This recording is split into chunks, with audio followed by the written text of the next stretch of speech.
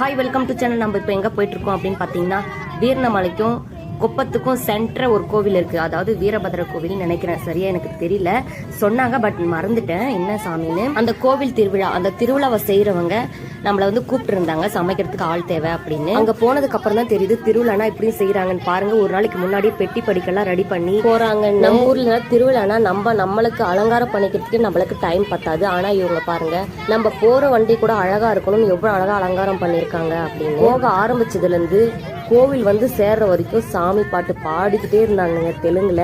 நமக்கு ஒன்றும் புரியல. ஒரு வழியா கோவிலாண்ட வந்து நம்ம சேர்ந்ததும் வண்டியில இருக்கிற பொருள் எல்லாம் எடுத்து அந்த டேராக்குள்ள எடுத்து வச்சுட்டாங்க. டேரா பாருங்க எவ்வளவு பெருசா வீடு மாதிரி கட்டியிருக்காங்க அப்படின்னு.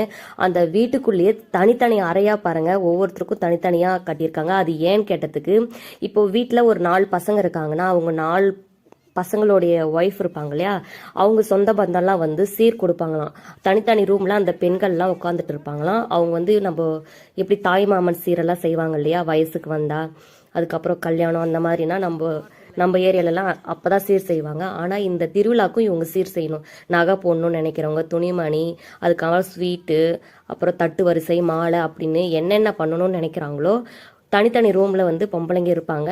அவங்க சொந்த பந்தம்லாம் அவங்களுக்கு நிலங்கு வச்சுட்டு அவங்க செய்கிற சீரெல்லாம் கொடுத்துட்டு போவாங்களாம். இப்போதாங்க நான் இதை ஃபஸ்ட் டைம் பார்க்குறேன். ஆனால் அதை எடுக்க முடியல. அப்போ கூட்டத்தில் என்னால் எடுக்க முடியல. ரெண்டாவது அப்போ ஒர்க் பண்ணிட்டு இருந்தோம், என்னால் எடுக்க முடியல. இல்லைன்னா அதையும் நான் போட்டிருப்பேன். சாரி, மிஸ் பண்ணிட்டேன். இப்படியெல்லாம் ஒரு விஷயம் இருக்குது அப்படின்றது எனக்கு இப்போ தான் தெரியும். உங்களுக்கும் நிறைய பேருக்கு தெரிஞ்சிருக்காதுன்னு நினைக்கிறேன். தெரியாதவங்க தெரிஞ்சுக்கோங்க. இந்த ஃபங்க்ஷனுக்கு வந்து கிட்டத்தட்ட ஒவ்வொரு வீட்டுக்கும் 2 லட்சம் 3 லட்சத்துக்கு மேலேயே ஆகும் அப்படின்னு சொல்கிறாங்க. சிம்பிளாக பண்ணணும் அப்படின்னு நினைக்கிறவங்க, பண வசதி இல்லாதவங்க கிட்டத்தட்ட குறைஞ்சது 1 லட்சமாவது ஆகும் அப்படின்னு சொல்கிறாங்க. இந்த திருவிழாவை யார் செய்கிறாங்க அப்படின்னு பார்த்தீங்கன்னா குறும்பர் தாங்க. குறும்பர் தான் இந்த திருவிழாவை செய்கிறாங்க. இங்க இருக்கிறவங்க ஃபுல்லாவே குறும்பர் தான் அப்படின்னு சொன்னாங்க. நான் ஒருத்தங்களை கேட்டேன், நீங்க இவ்வளோ கிராண்டா இந்த திருவிழாவை செய்றீங்க, இவ்வளோ காலி இடம் இருக்கு, அதனால ஃப்ரீடமா வந்து இந்த இடத்துல டேரெல்லாம் கட்டி வீடு மாதிரி எல்லா ஃபங்க்ஷனையும் செய்றீங்க, திடீர்னு ஃபியூச்சர்ல உங்க பிள்ளைங்க காலத்துல எல்லாம் இது சிட்டி மாதிரி ஆயிடுச்சுன்னா அவங்களாம் எப்படி இங்க வந்து திருவிழா செய்ய முடியுமா, டேரெல்லாம் கட்ட வசதி இருக்குமா, இடம் இருக்குமா அப்படின்னு சொல்லி கேட்டதுக்கு, இது வந்து கோவில் இடம், இப்போ இந்த டேரா கட்டியிருக்க இடமே கிட்டத்தட்ட ஒரு 50-100 ஏக்கராக்கு மேலே இருக்கும். அவ்வளோ இடம் வந்து ஃபுல்லாகவே டேரா கட்டி அவ்வளோ பேர் திருவிழா செஞ்சுட்டு இருக்காங்க. இது கோவில் இடம்ன்றதுனால ஃபியூச்சர்லையும் இட வசதி தாராளமாக இருக்கும். எப்போனாலும் யாருனாலும் இங்கே வந்து திருவிழா செய்யலாம். இது வந்து இந்த ஏரியா ஆளுங்க மட்டும் திருவிழா செய்யல, கர்நாடகா, ஆந்திரா, தமிழ்நாட்டுக்காரங்க எல்லா குறும்பர்ஸும் வந்து இங்கே வருஷம் செய்கிறவங்க செஞ்சுட்டு தான் இருக்காங்க. திருவிழா வந்து 9 வருஷத்துக்கு ஒரு டைம் தான் இந்த திருவிழா நடக்குது.